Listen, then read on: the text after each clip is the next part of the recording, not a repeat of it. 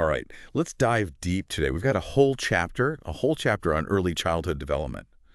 Looks like you're really diving deep into some fascinating stuff. I am. Yeah. Yeah, it's a really exciting area. So we're looking at those incredible transformations, right? Yeah, From ages 2 to 6. exactly. It's Yes. it's that transition from wobbly toddlers Yes. to those dynamos that are ready for kindergarten, Oh, ready to take on the world. ready to take on the world. Yes, Like exactly. little sponges. So the chapter covers like everything, how their bodies change, Yeah. how their brains develop, how they master all those amazing motor skills, Right. and which make them such fearless explorers. And of course, we have to look at the risks too, right? Because Right. that come with all that exploring. So injuries, Of course. and unfortunately, even maltreatment, which is a tough subject, but an important one. Yeah, we can't shy away from that. Yeah. So I mean, it's fascinating to me, like looking at this chapter, how everything's just intertwined. Biology, the environment, their social interactions. It's like this complex recipe for growing a human being. It is. It really is, and it's a recipe with pretty high stakes, I would say. So Yeah, no pressure. yeah. Okay, so the chapter kicks off with body changes, and one thing that like really jumped out at me was that kids actually have the lowest BMI of their lives between ages 5 and 6. Who knew? Yeah, it's interesting, isn't it? I mean, they're just burning so much energy at that age that it's almost hard to keep up with them. They're like little energy machines. They are. And it's interesting because that physical transformation is really directly tied to what's happening in their brains too. So for example, their center of gravity shifts, which allows them to do all those things like, cartwheels and Climbing on absolutely everything. absolutely. Yeah, climbing on everything. It's all connected. But of course, fueling all that growth requires good nutrition, and that's where things can get a little tricky. You mentioned, concerns about childhood obesity. Yeah, it's a big one, right? Yeah. And the rates they're definitely higher than they were in the That is past. true. They are. And the chapter had some pretty shocking stats, like kids eating 3 times the recommended amount of sugar. What's Uh, going on there? Is it all just like, those tempting treats and sugary drinks? Well, I mean, that's definitely a big part of it, right? But Mhm. there's also this interesting historical context to consider. So, in the past, overfeeding children was almost seen as a way to protect them against famine. Oh, interesting. So it was like a survival mechanism. Almost, yeah. Like a holdover from when food scarcity was a very real threat. Yeah, that makes sense. But today that overfeeding, it can really backfire, especially Yeah. when it's combined with, maybe less nutritious but more affordable Mm. food options. Exactly, yeah. It's a complex issue for sure. There are social and economic factors at play, and of course those powerful food marketing campaigns. Oh yeah, aimed directly at kids. Directly at kids. Like they know how to push those buttons, you know? They do, they do. It's a tough one for parents trying to, navigate all that and make those healthy choices. Yeah. Okay, let's shift gears a bit and talk about brain development. I was blown away by the fact that a 6-year-old's brain is already 90% the weight of an adult brain. It's amazing, isn't it? It's huge, but it's still developing, right? Oh, absolutely. Yeah, it's definitely a work in progress. So what's happening during these years? What are those key processes? Well, one of the key things is myelination. And you can think of this as adding insulation to the wiring in the brain. So So it's like making the brain's communication system work faster and smoother. exactly, precisely. Yeah. And this has a huge impact on everything from physical coordination to cognitive abilities to how they think and learn. It's all connected. It's all connected. So I'm guessing this is where the prefrontal cortex comes in. Yes. The chapter kept mentioning that, how important that area is. It is. It's essential. I mean, think of it as the CEO of the brain, right? It's responsible for all that planning, decision-making, impulse control, Right. but it's still very much under construction during these years, Yeah. which explains why young children can have such a hard time with things like, well, Resisting those cookies, Yeah. even when you've told them no a million times. absolutely, yeah, resisting those cookies because their impulse control just isn't fully developed yet. Right. And we see this in other areas too, like with perseveration. Wait, remind me what that is again. perseveration. Yeah, so that's that tendency to get stuck on one thing and not be able to let go. Like if they're building a block tower and it falls over, they might have a complete meltdown and just refuse to try again. Yes, I've definitely witnessed a few of those meltdowns. We've all been there. But the chapter also mentioned that a little bit of stress can actually be good for the brain. Right, right. Because if you think about it, a moderate amount of stress can actually strengthen those neural connections. So it's almost like a workout for the brain. So a little bit of challenge helps them learn and grow. But of course, too much stress, especially if it's, chronic, that can be harmful. Absolutely. Yeah. It's all about finding that balance, right? Now, speaking of growth, let's move on to those motor skills. Yes, those incredible motor skills that kids develop during this time. It's amazing to watch them go from those wobbly first steps to, running and jumping, climbing. They're like little ninjas. They are. And it's not just about physical ability either, right? I mean, these motor skills are actually laying the foundation for their cognitive development too. Oh, so? Well, think about all the problem solving that goes into building a block tower Oh, or figuring out how to climb that jungle gym. right. It's like their brains and bodies are working together to make sense of the world. Exactly. Exactly. But, the chapter also highlighted that play, especially outdoor play, is becoming less common these days, which is a bit concerning. Why is that? Well, there are concerns about safety, of course. Busy schedules, the lure of screens, all those things are kind of keeping kids indoors more and more. Right, right. And that's a shame because play isn't just about having fun. No, It's a crucial part of their development. absolutely. Think back to your own childhood, Yeah. Didn't you learn so much just through playing? Oh, for sure. Social skills, problem solving, creativity. It was all about building forts and inventing our own games, using our imaginations. We were learning without even realizing it. Exactly. And it's not just those, big physical movements either, right? I mean, fine motor skills like using scissors, buttoning a shirt, those are also developing rapidly during this time. Right. And those fine motor skills, they're so important for things like writing and drawing, even using technology later on. Yeah, you got it. So, encouraging kids to engage in activities that use those fine motor skills is really like giving their brains a boost. Yeah, yeah, it's all starting to make sense now. But we have to address kind of the tougher side of things too. The chapter also covered harm to children, Yeah. so both accidental injuries and maltreatment. Yeah, that's right. And sadly, accidents are the leading cause of death for children in this age group. Really, Yeah, they are. but the chapter emphasized that it's not about accident prevention as much as it is about injury control. What does that mean?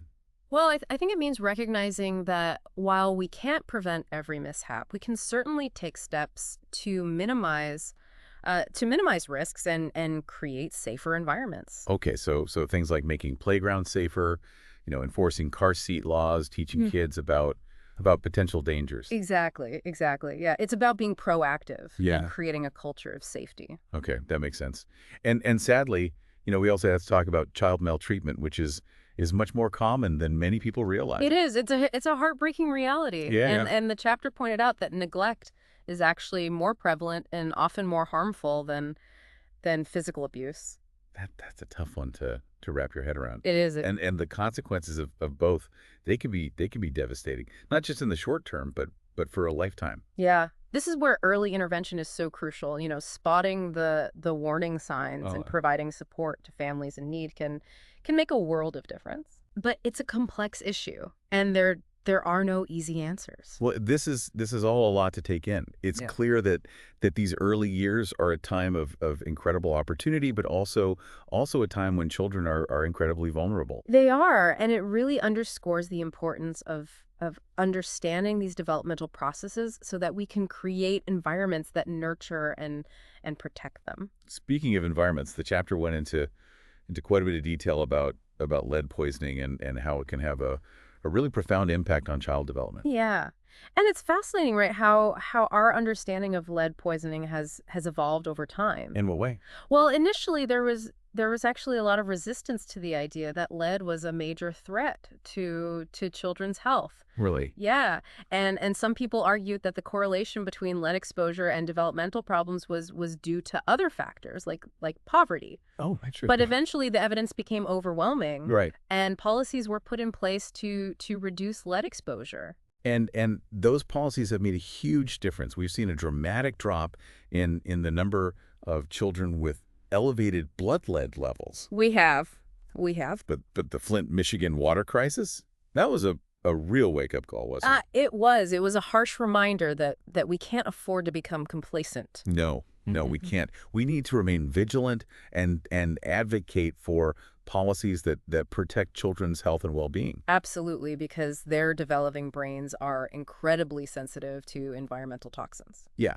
It's a reminder that everything's connected. Their physical health, their environment, their social interactions, it all plays a role in their development. It does. This chapter is packed with information. I don't know about you, but I'm feeling a little overwhelmed. It really highlights just how much is happening in those first few years of life. It does. And it's our responsibility as parents, as caregivers, and as a society to make sure that those years are filled with opportunities for healthy growth. Well, you've certainly given us a lot to think about. We've covered everything from brain development to motor skills to the importance of play and the darker side of things with injuries and maltreatment.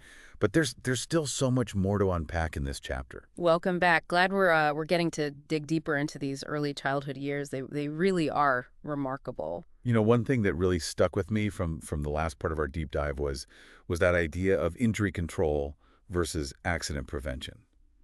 It's a subtle shift in thinking, but it feels so much more empowering. It is, yeah. It kind of moves us away from that idea that the accidents are just these random, unavoidable events, and instead it encourages us to really look at those factors that contribute to these incidents and think about what we can do to minimize those risks. And the chapter really, really emphasized, how understanding child development, especially the immaturity of that prefrontal cortex, Right. is key to creating safer environments.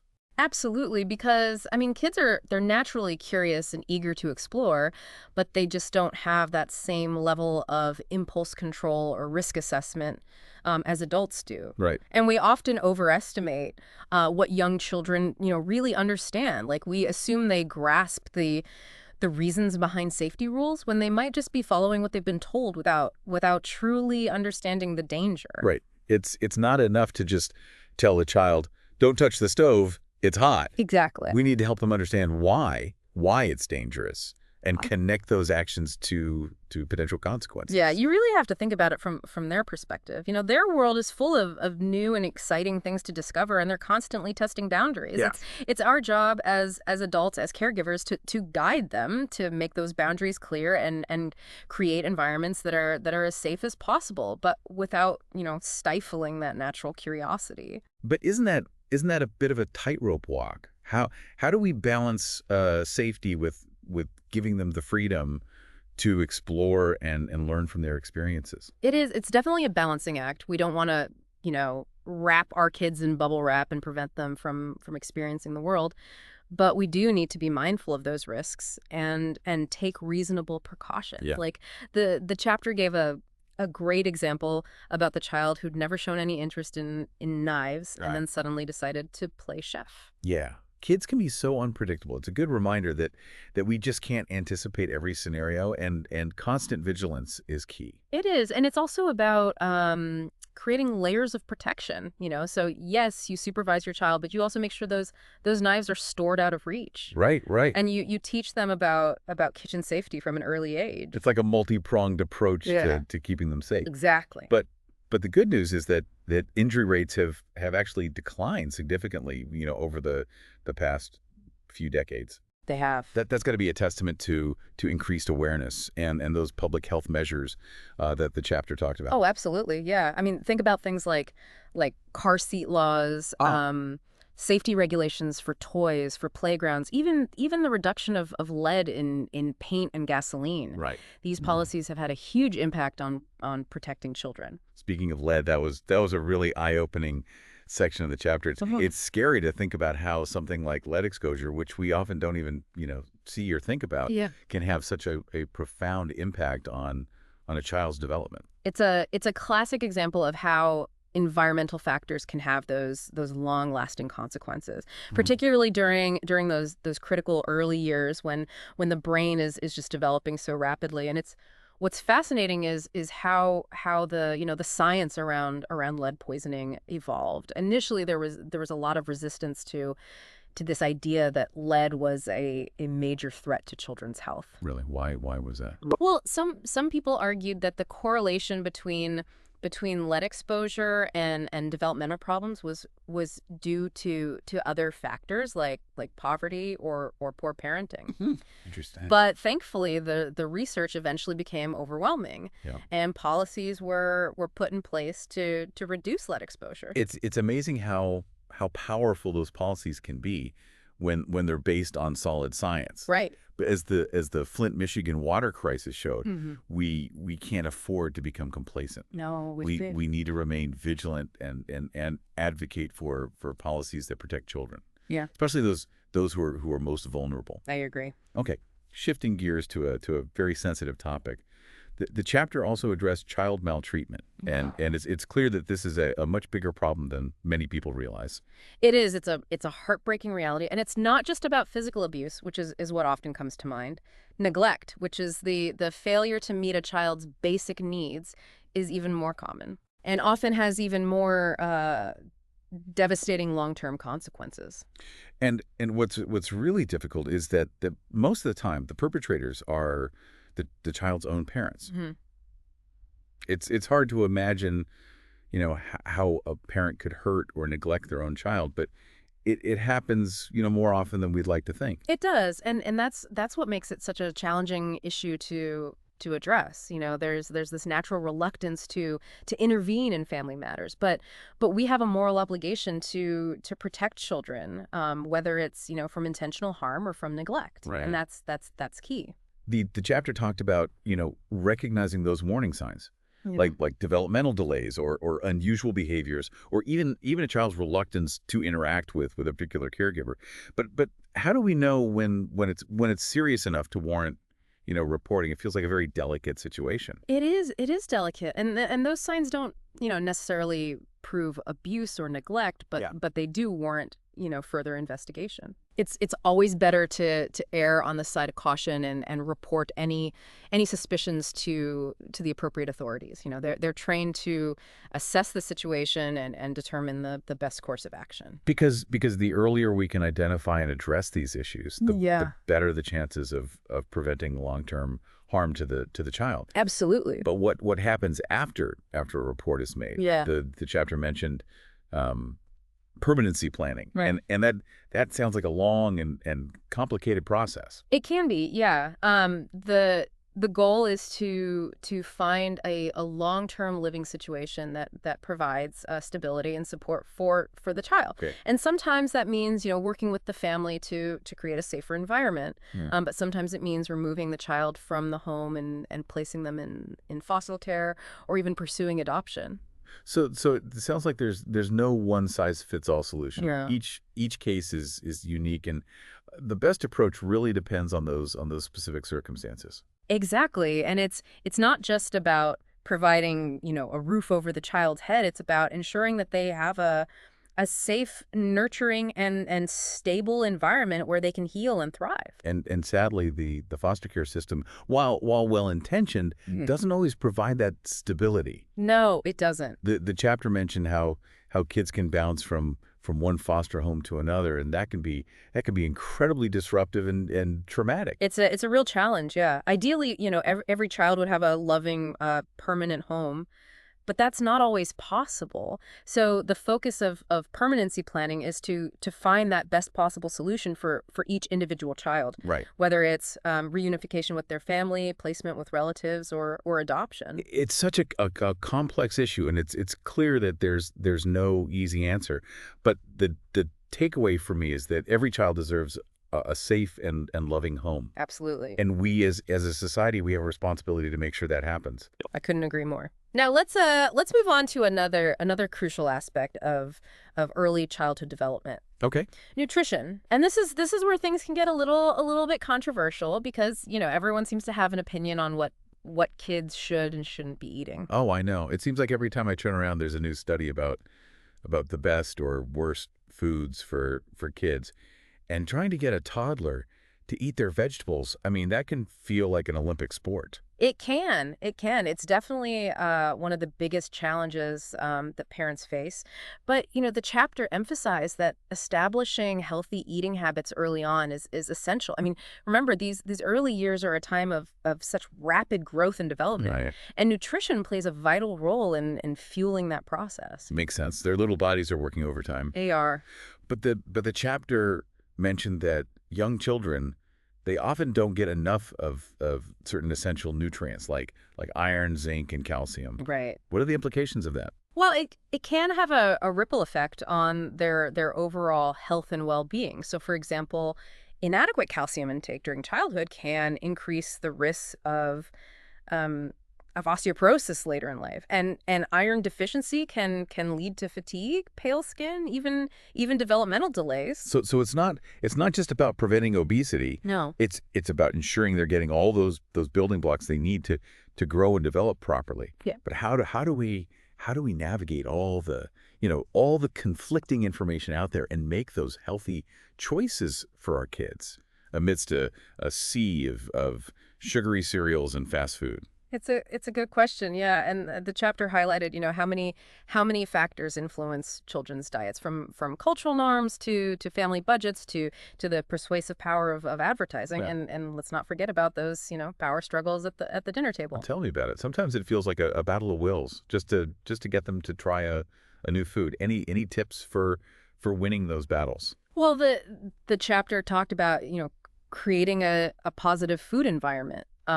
So making meal times enjoyable, family-centered experiences, involving kids in food preparation, teaching them where their food comes from. Okay, that makes sense. It's not just about dictating what they eat, but about fostering a healthy relationship with food. Right. And I'm guessing it also means, modeling those healthy eating habits ourselves. Absolutely. Children learn by watching and imitating the adults in their lives. So if Yeah. we want them to eat their broccoli, we need to be eating ours too. Right. Right. And speaking of broccoli, we can't ignore the challenge of sugar.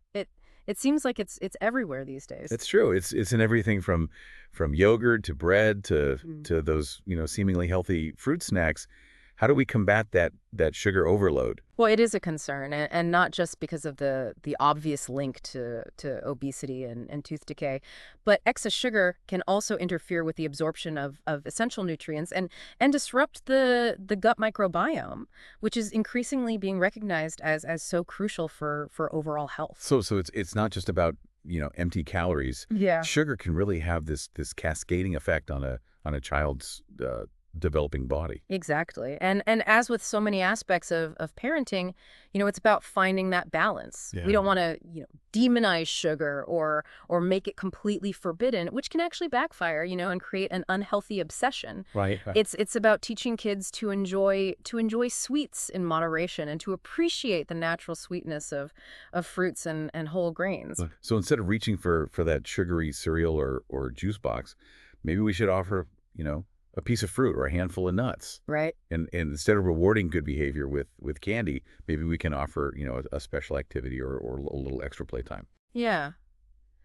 It's about reframing our thinking about food. Yeah. And recognizing that it's not just about sustenance, it's about nourishment for the body and the mind. This is giving me a lot to ponder as I plan our meals for the week, Yeah. and I'm sure our listeners are feeling the same. We've covered a lot of ground in this segment, from injury control to child maltreatment to the complexities of nutrition, and there's still so much more to explore. Welcome back to the final part of our deep dive into early childhood development. I got to say, this chapter has been full of surprises. Who knew so much was happening in those little brains? It really is incredible. And now we get to kind of delve into one of the most exciting parts of this period, the incredible cognitive growth that happens between ages 2 and 6. Yeah, it's like watching a flower bloom, but in fast motion. It really is. It's amazing how quickly they learn and develop.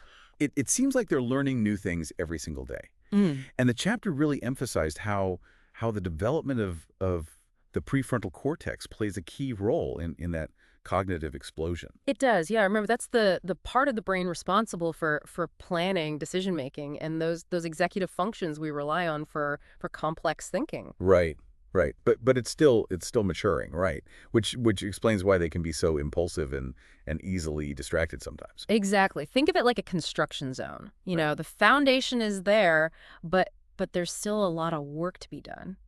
So what's happening in that construction zone that's leading to such a leap in cognitive abilities? Well, one of the key processes is myelination, Oh, right. which we talked about earlier. It's that process of coating the axons, those nerve fibers, with a fatty sheath that speeds up neural transmission. Right, right. It's like upgrading from dial-up to high-speed internet. Hmm. Makes their brains work faster and more efficiently. You got it. Exactly. And this faster, more efficient communication within the brain, it allows for more complex thought processes, Right? greater cognitive flexibility. So they're able to process information faster, hold more information in their working memory, and switch between tasks more easily. Exactly. Yeah. Their brains are becoming incredibly adaptable. That's why my 4-year-old can go from building a Lego tower to having a tea party with her stuffed animals in the blink of an eye. Exactly. And this is evident in the way they learn language, develop problem-solving skills. They even begin to understand those abstract concepts. Speaking of language, it's mind-blowing how much progress they make in just a few short years. They go from uttering a few words to having full-blown conversations, sometimes even arguing their point. Yeah, it's pretty amazing. It's a testament to the incredible power of the human brain, that capacity for language acquisition. But it's not just about, innate ability. The social environment plays a huge role as well. Right, right. The chapter highlighted how reading to children, singing songs, and simply just engaging them in conversation, it's all so critical for language development. It is, yeah. Think about it this way. Every time you talk to your child, you're providing them with data, with examples of how language works. Oh, okay. And their brains are like little sponges soaking it all up. So even those seemingly, simple interactions like narrating what you're doing as you cook dinner or having them help you tell a story, that's actually building their language skills. It is, absolutely. And those early language skills are the foundation for so much else. They lay the groundwork for literacy, for understanding the world around them, for expressing their own thoughts and feelings. It's like a domino effect, with each skill building on the next. It is, yeah. And it's not just about language either. Those fine motor skills we talked about, they also play a role in cognitive development as well. Right. Things like drawing, writing, manipulating objects, Yeah. all of that contributes to their understanding of the world. Exactly. Think Yeah. about a child drawing a picture. They're not just making marks on a page. Right. They're using their hands and their eyes to translate their thoughts and ideas into a visual form. It's like they're creating a bridge between their inner world and the outside world. And in doing so, they're strengthening those neural connections in the brain, which in turn supports their cognitive growth. So encouraging those activities that use those fine motor skills is like giving their brains a boost. It is. And I'm guessing this is where play comes in, right? Sure. Especially pretend play. You're right on the mark. Pretend play it's like a cognitive playground. It allows children to experiment with different roles, explore different scenarios, develop their problem-solving skills, all in a safe and engaging way. It's like they're creating these little laboratories for learning, but it's all fun and games to them. Right. But beneath the surface, those games are fostering, cognitive flexibility, creativity, and social emotional skills. So by encouraging imaginative play, we're not just entertaining our children, we're actually helping them develop their minds. We are. Wow. I never realized how much those seemingly simple games were actually teaching them. It's easy to underestimate the power of play. But those early experiences, those interactions with caregivers and the world around them are shaping the architecture of their brains and laying the foundation for a lifetime of learning health and well-being. Oh, this deep dive has been a real eye opener. I feel like I have a whole new understanding of what's happening in those little minds and why those early years are so important. It's a lot to take in, but it's incredibly valuable knowledge. Oh yeah. It reminds us of the importance of creating an environment that nurtures and supports this incredible growth, providing nutritious food, a safe and stimulating environment, and most importantly, loving and responsive care. Because those early experiences, those interactions with caregivers and the world around them, they really do shape the very architecture of their brains. Hmm. And they lay the foundation for everything that comes later. Beautifully said. I think that's a perfect note to end on. Well, thank you so much for joining us on this incredible deep dive. Oh, We hope you've gained some valuable insights and a newfound appreciation for the amazing transformations that happened during those first few years of life. Until next time, keep exploring and keep learning.